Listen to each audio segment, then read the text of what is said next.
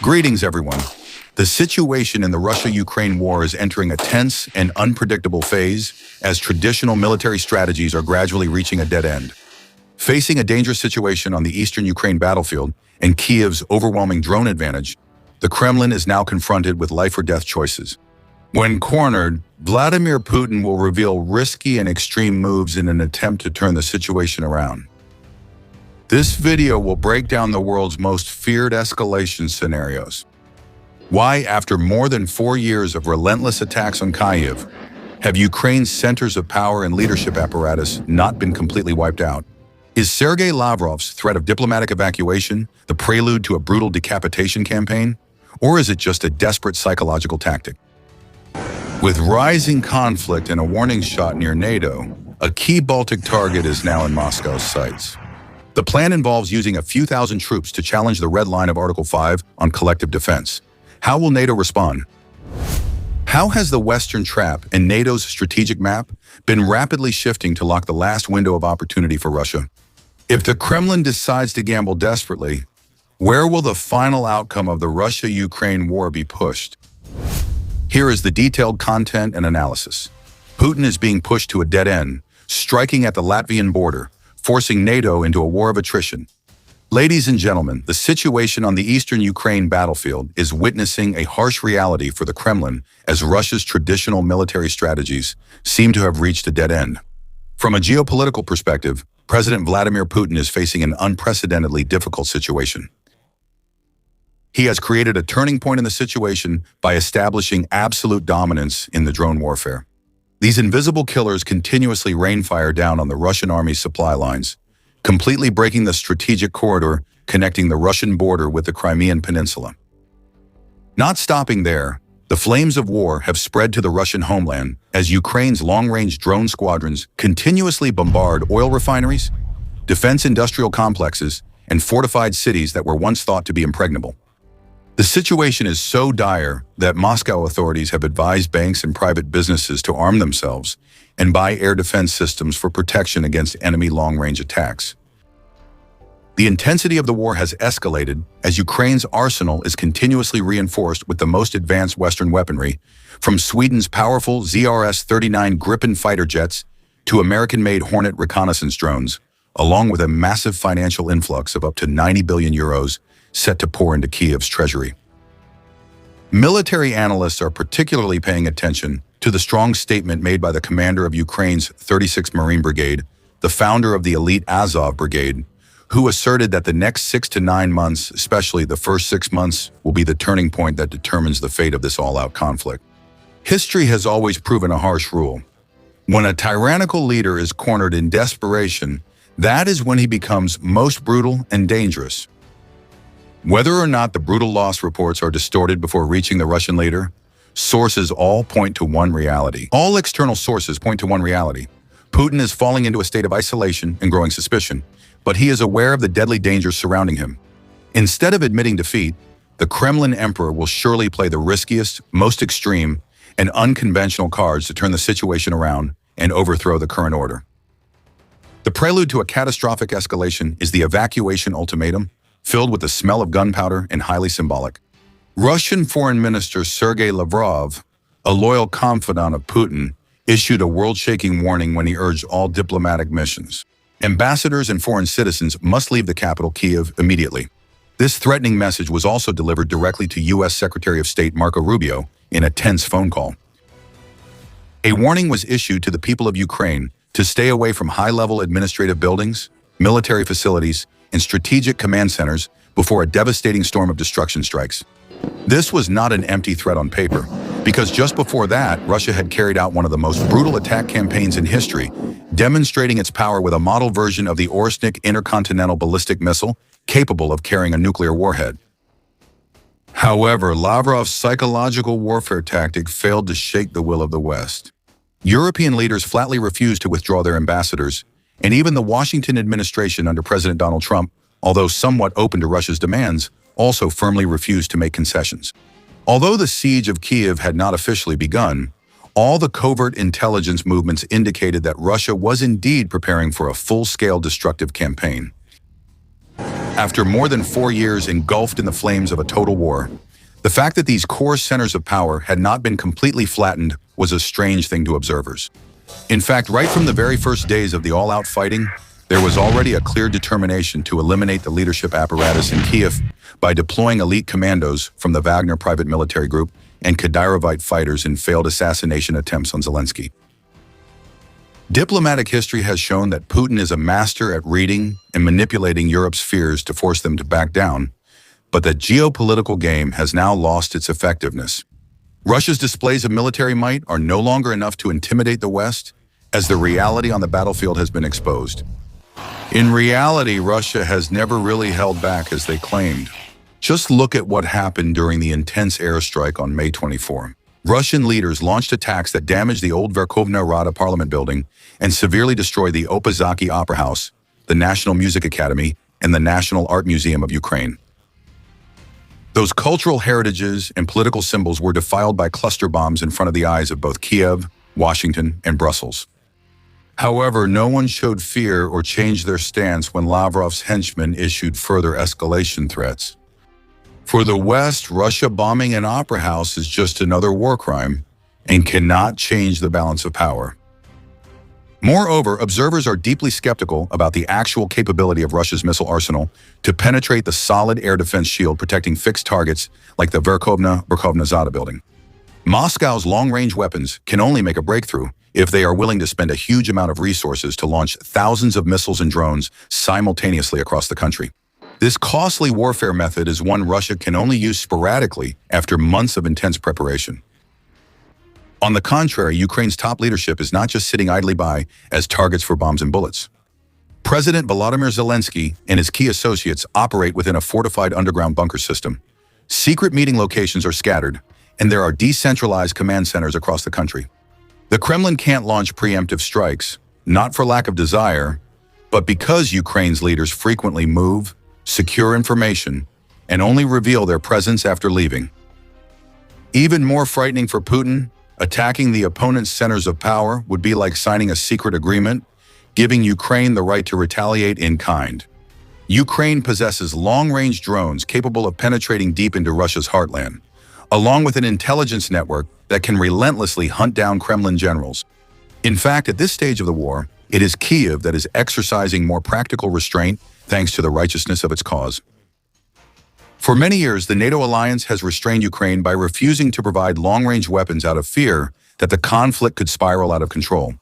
But once Russia itself breaks this taboo by attacking the heart of Kyiv, they will open the entire Pandora's box, turning the Kremlin and even Putin's own life into legitimate targets in a war without limits. Alongside the blazing battlefield in Ukraine, the world is witnessing deep geopolitical cracks spreading across the globe.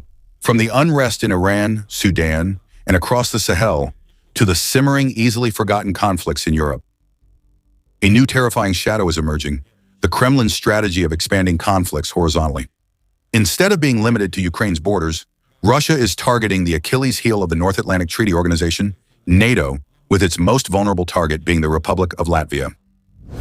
Not long ago, in a strategic dialogue, Mr. Alash Charin, a senior advisor to the General Staff of Ukraine, made a sharp prediction about this scenario. At that time, much of global public opinion expressed skepticism, believing that this was a reckless move that Vladimir Putin would never dare to risk. However, the geopolitical landscape changed at a dizzying speed.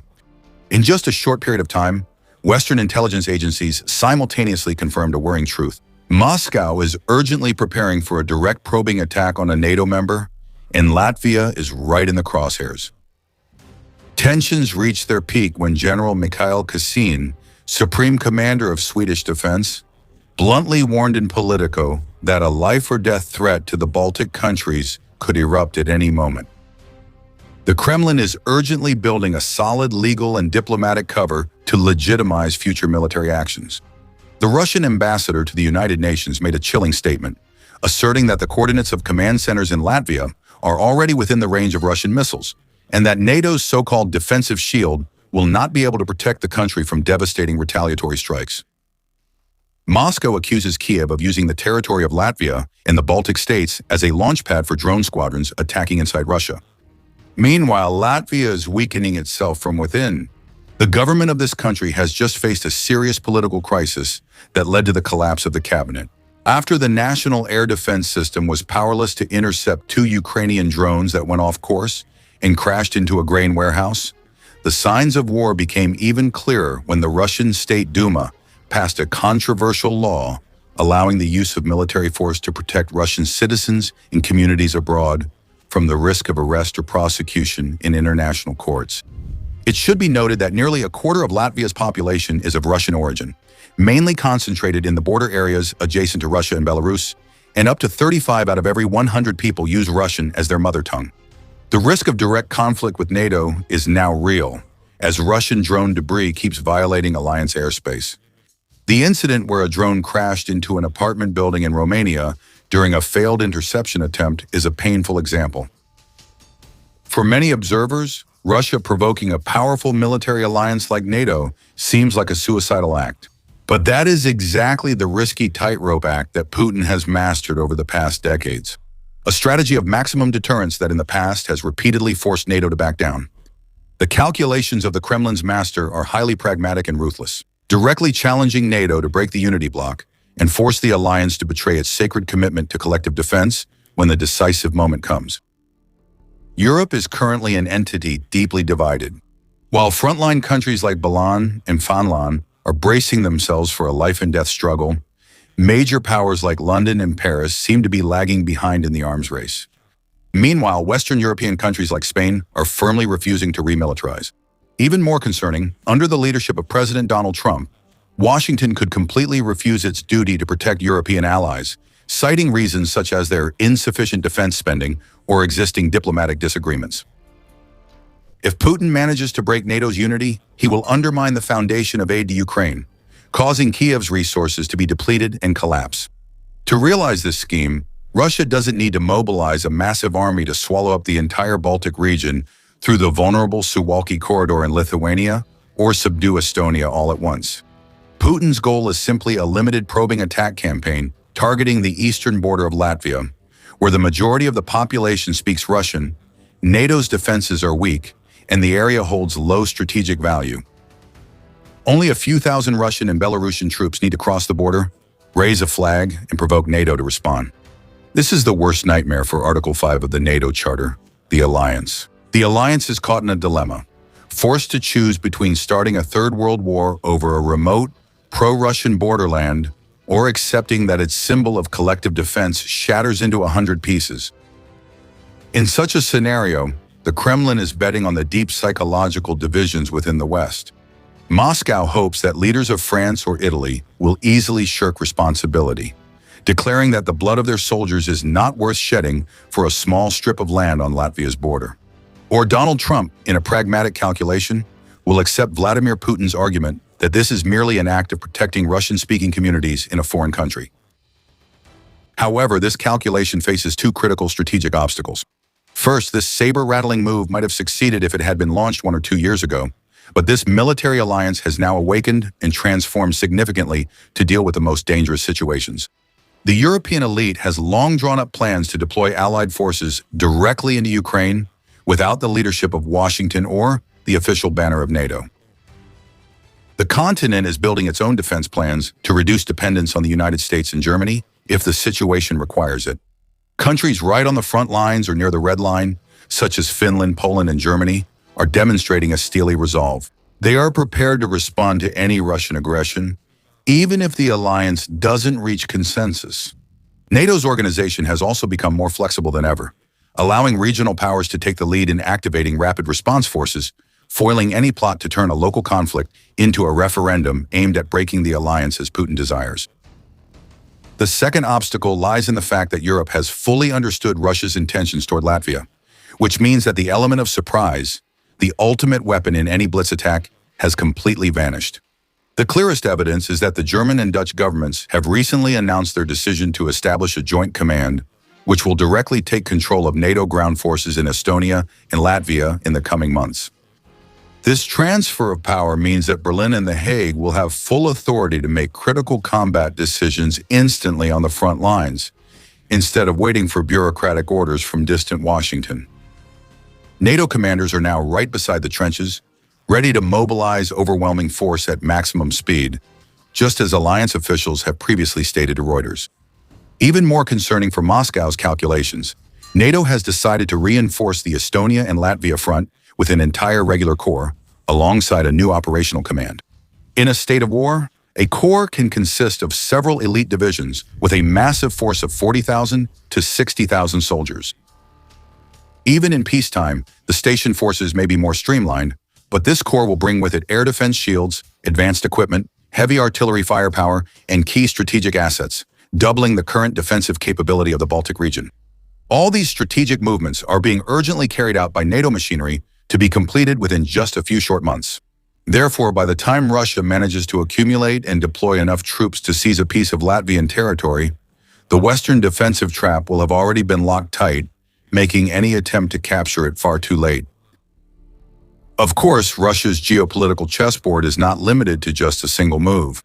NATO intelligence sources warn that the Kremlin also possesses many other tools to expand the conflict horizontally, such as opening a new front in the remote high north to challenge Finland or Norway, or daringly occupying vulnerable but highly strategic islands like Gotland or the Svalbard archipelago.